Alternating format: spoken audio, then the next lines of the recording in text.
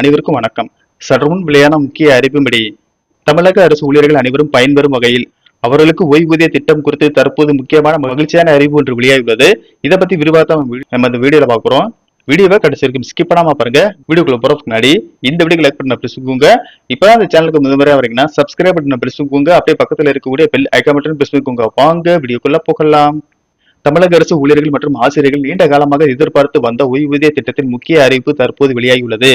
Tabs எனப்படும் தமிழ்நாடு உறுதியளிக்கப்பட்ட ஓய்வூதிய திட்டத்தின் இறுதி விதிமுறைகள் தயாராகி வரும் நிலையில் 2026 ஜனவரி 1ஆம் தேதிக்கு பிறகு ஓய்வு பெற்ற ஊழியர்கள் மற்றும் ஆசிரியர்களுக்கு இடைக்கால நிவாரணத் தொகை வழங்க தமிழக அரசு முடிவு செய்துள்ளது. தமிழக அரசு தற்போது இடைக்கால நிவாரண அறிவிப்பை வெளியிட்டுள்ளது. அதன்படி 2026 ஜனவரி 1ஆம் தேதிக்கு பிறகு ஓய்வு பெற்ற அரசு ஊழியர்கள் மற்றும் ஆசிரியர்களுக்கு அவர்களுக்கு கடைசியாக பெற்ற அடிப்படை சம்பளத்தின் 30% அல்லது ரூபாய் 10,000 இதில் எது அதிகமோ அந்த தொகை மாதாந்திர இடைக்கால நிவாரணமாக வழங்கப்படும். இதனுடன் தற்போது நடைமுறையில் உள்ள அகவலைப்படியும் சேர்த்து வழங்கப்படும் என அரசாணையில் குறிப்பிடப்பட்டுள்ளது.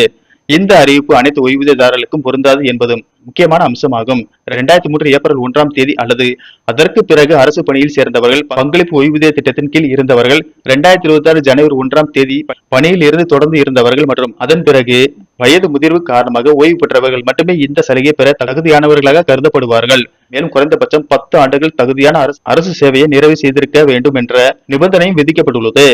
அதேபோல் பணியில் இருந்தபோதே உயர்ந்த அரசு ஊழியர்கள் தகுதியான குடும்ப உறுப்பினர்களுக்கும் இந்த இடைக்கால நிவாரணம் வழங்கப்படும் என்று அரசு தெரிவித்துள்ளது.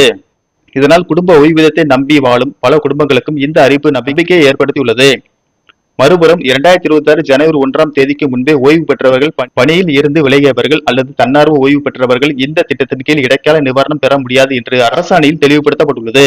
இதனால் சில தரப்பினரிடம் அதிருப்தியும் உருவாகியுள்ளது. அரசின் இந்த நடவடிக்கை அரசு ஊழியர்கள் சங்கங்கள் ஓரளவிற்கு வரவேற்றுள்ளன.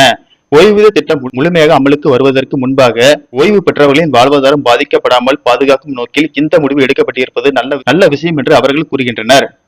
அதே நேரத்தில் ஓய்வூதியத்தில் ஒரு பகுதி முன்கூட்டியே பெறும் கம்ப்யூட்டேஷன் தொகை, பணிக்கொடை உள்ளிட்ட முக்கிய அம்சங்கள் குறித்து அரசாணையில் எந்த விளக்கமும் இல்லாதது ஏமாற்றம் அளிப்பதாக அவர்கள் சுட்டிக்காட்டியுள்ளனர்.